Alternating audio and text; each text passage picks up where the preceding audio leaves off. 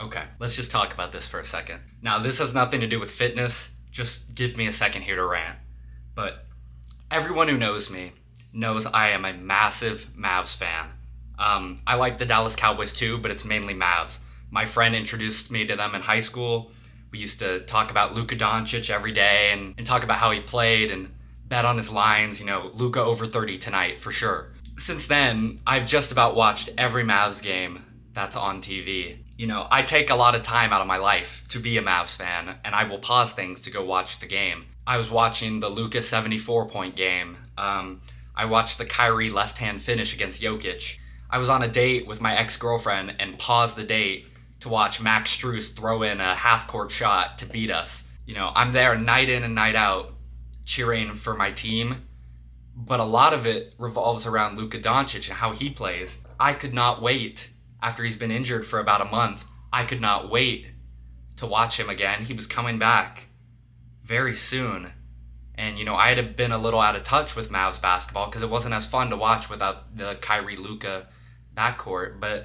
And now I can't help to stop and say, Nico Harrison, what the are you doing? Oh my God. I can't even comprehend. There's so many things about this trade that I can't comprehend.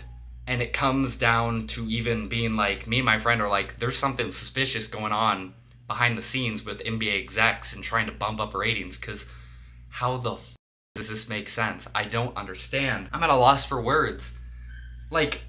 First things first, Luka, when you break it down, not to mention that this guy is our franchise player. This guy was going to be a Hall of Famer, I'm sure. And he would have been associated with the Mavericks as a Hall of Famer.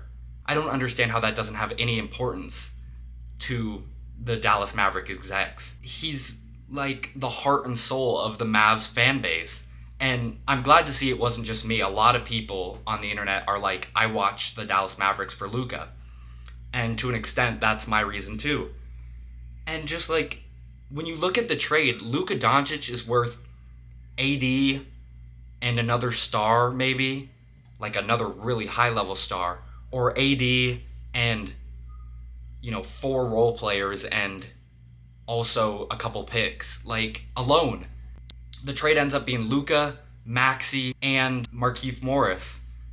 All of those guys for just AD and Max Christie and 1 pick. Tell me how that makes sense. It doesn't. I know he keeps saying defense wins championships, but you could get more defense for Luka. Not to mention, I'm not even suggesting that you trade Luka at all, but if you had to trade him, if you had a gun to your head, and you had to trade Luka Doncic, at least get something more reasonable. I can't believe it. I'm not going to crash out on camera here. I definitely crashed out the night the trade happened, and just to think about what we were getting at and what we were working toward as a franchise, and you've got the best backcourt in basketball, Luka and Kyrie, and they had great chemistry. What was the point of bringing him in then if you're just going to trade Luka away? Kyrie's going to run the 1 now, but there's not that.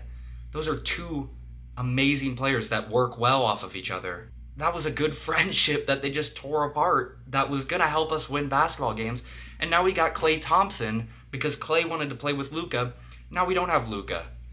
Now we have Kyrie, Klay, and AD. It just doesn't make sense in my head. I don't know how much more there is to say about that, but as a Mavs fan, I had to come on here and talk about this. Y'all will hear as we go through my vlogs how much I care about the Mavs. I don't even know. For me, it's hard. It's my life is not over, as some of the other people are saying. I'll move on, I'm sure. But the problem is it does make me a little sad because I found great enjoyment watching Mavericks games. It made me happy. It gave me dopamine when I'd be like, oh, the Mavs are on at 7. Let me go sit down and watch and work on some homework and all that stuff.